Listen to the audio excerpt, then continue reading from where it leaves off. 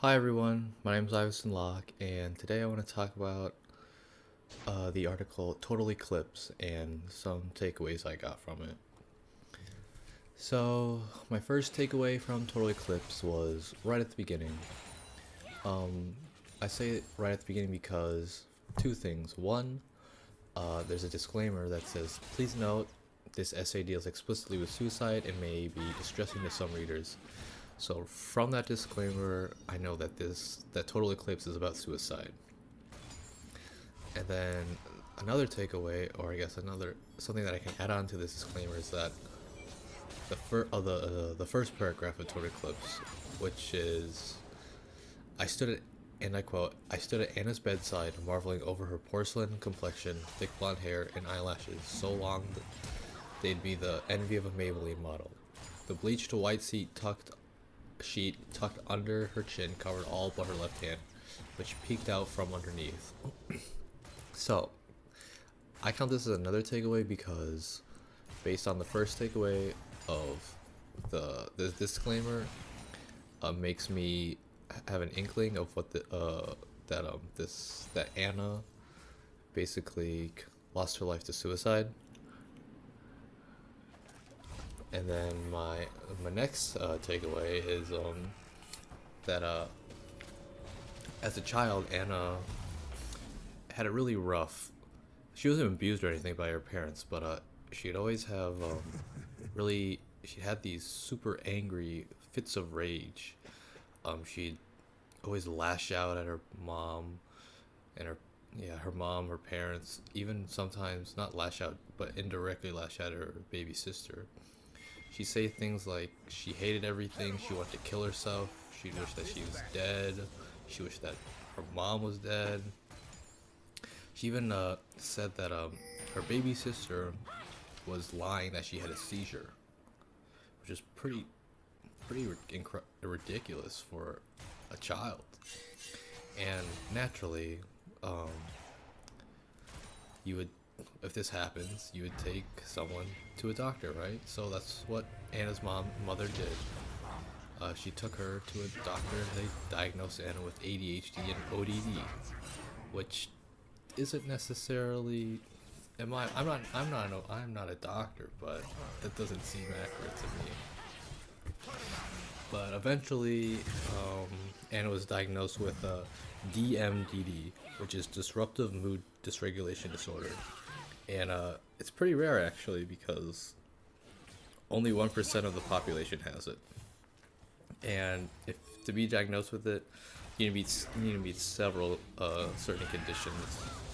And these conditions are chronic irritability, severe and frequent temper outbursts that occur more than 3 times a week, and disproportionate to their age and situation, and problems functioning in more than one setting. And these symptoms have to last for more than at least a year and have to appear before the age of 10, which fits the bill perfectly for Anna.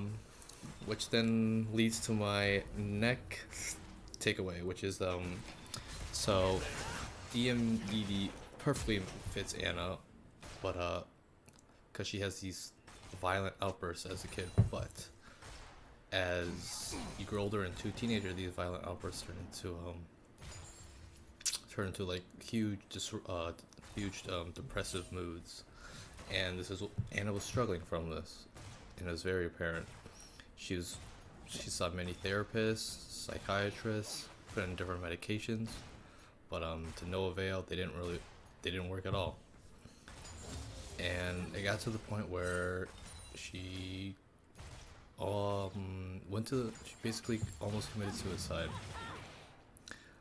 First, so she went to her local pharmacy, and then she bought some sleeping pills, went back home, filled up the bathtub with water, swallowed all the pills, and then second guessed herself and called the cops, which let her let her live to see another day.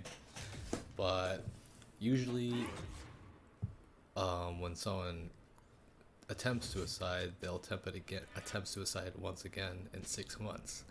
So this caused Anna's parents to be kind of anxious and nervous because they were thinking she was gonna do another suicide attempt in 6 months. But after 6 months passed, they were kind of a little relieved because she didn't. There was no signs that she was going to attempt suicide.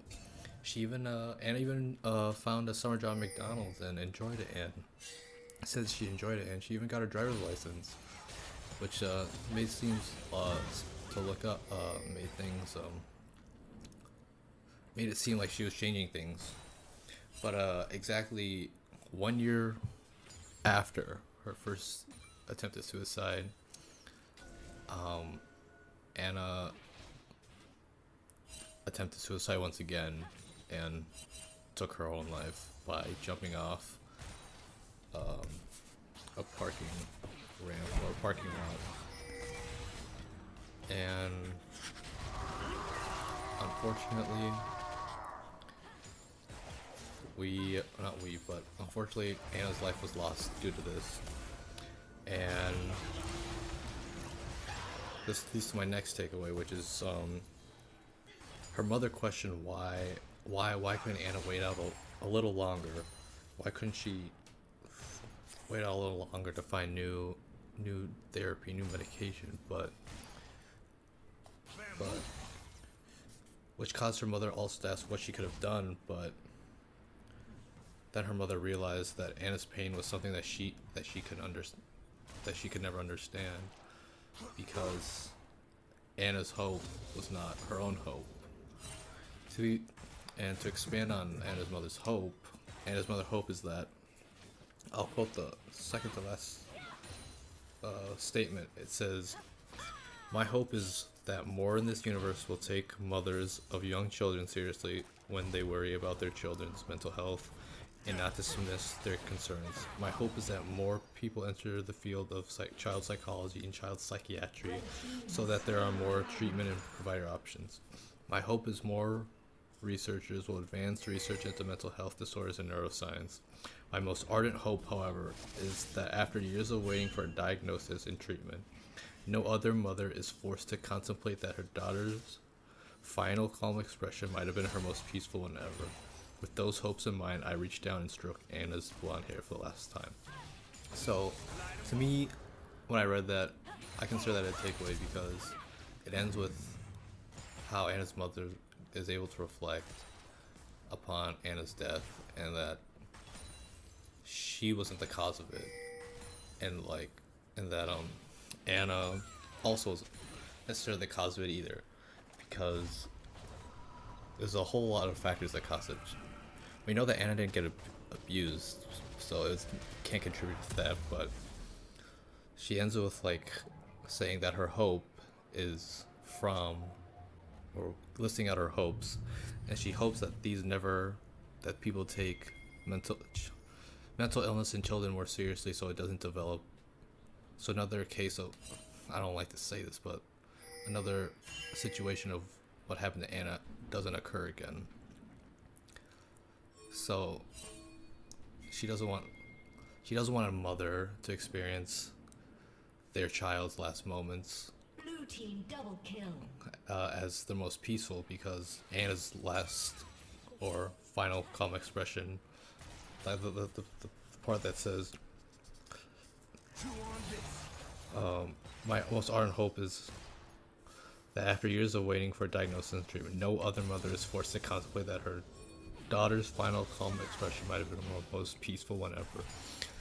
We know that earlier I mentioned how Anna had a lot of angry outbursts as a child, and then so she was never really at peace with herself. But she was only at peace with herself when she took her own life.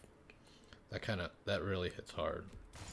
It's very sad to read, and I really hope as well that no parent has to experience that.